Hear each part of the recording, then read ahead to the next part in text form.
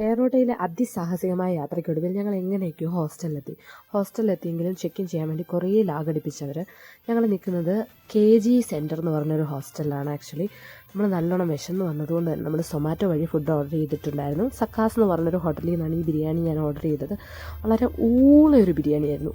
10 പൈസയ്ക്ക് കൊള്ളത്തില്ല. നിങ്ങൾക്ക് ഇനി അഥവാ അവിടെ എവിടെയെങ്കിലും പോകണം തോന്നിയാൽ ഒരു കാരണവശാലും ഈ ഹോട്ടലിൽ നിന്നൊന്നും കഴിക്കരുത്. ഓക്കെ, പിന്നെ നമ്മൾ നേരെ ഒരുങ്ങി റെഡിയായിട്ട് നേരെ പോയത് എക്സ്പ്രസ് അവന്യൂ എന്ന് പറഞ്ഞൊരു മുകളിലോട്ട് പോകാൻ വേണ്ടിയിട്ടാണ് ഈ റെഡി ആയിക്കൊണ്ടിരിക്കുന്നത്. ആക്ച്വലി നമ്മൾ തിരഞ്ഞെടുത്ത ഈ സ്റ്റേ എന്ന് പറയുന്നത് ഇച്ചിരി ഉള്ളോട്ടായിരുന്നു കേട്ടോ. ഈ സ്റ്റേ നമ്മൾ തിരഞ്ഞെടുക്കാൻ കാരണം ശ്രീലക്ഷ്മിയുടെ അനിയത്തി വർക്ക് ചെയ്യുന്നത് ഇവിടെ നിന്നാണ്. അപ്പോൾ ഈ ഹോസ്റ്റലാണ് അവൾ സ്റ്റേ ചെയ്യുന്നത്. അതുകൊണ്ടാണ് നമ്മളിവിടെ വന്ന് സ്റ്റേ ചെയ്തത്. ഇത്രയ്ക്ക് ഉള്ളോട്ടാണ് നമുക്ക് അറിയില്ലായിരുന്നു. സോ നമ്മൾ ഊബറൊക്കെ ബുക്ക് ചെയ്ത് എക്സ്പ്രസ് അവന്യൂ മുകളിലോട്ട് പോയിക്കൊണ്ടിരിക്കുകയാണ്. ആക്ച്വലി ഷെയർ ഓട്ടോ കിട്ടും. നമ്മളങ്ങനെ ഷെയർ ഓട്ടോ വെയിറ്റ് ചെയ്ത് പോകാനുള്ള ക്ഷമയില്ലാത്തതുകൊണ്ട് നമ്മളങ്ങനെ അങ്ങ് പോയി. ഈ എക്സ്പ്രസ് അവന്യൂ മോള് നമുക്ക് സജസ്റ്റ് ചെയ്തത് കഴിഞ്ഞ വീഡിയോയിൽ ഞാൻ പറഞ്ഞില്ലേ, ഒരു റിട്ടയർഡ് പ്രൊഫസറെ പറ്റി.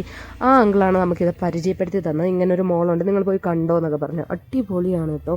ആക്ച്വലി ഭയങ്കര എൻറ്റയർലി ഡിഫറെൻ്റ് ആയിട്ടുള്ളൊരു ആംബിയൻസ് ആയിരുന്നു ഇവിടെ നല്ല റിച്ച് ആയിട്ടുള്ള അത്യാവശ്യം സ്റ്റാൻഡേർഡ് ആയിട്ടുള്ള ആൾക്കാരൊക്കെയാണ് വന്നുകൊണ്ടിരുന്നത്. പിന്നെ അവിടെ നിന്നൊന്നും നമ്മൾ മേടിച്ചില്ല, കാരണം എന്തെടുത്താലും എടുക്കത്ത വില. സോ നമ്മൾ കുറച്ച് ഫുഡൊക്കെ കഴിച്ച് ഷേക്കൊക്കെ കുടിച്ച് അവിടുന്ന് പയ്യെ ഇറങ്ങുകയാണ് ചെയ്തത്.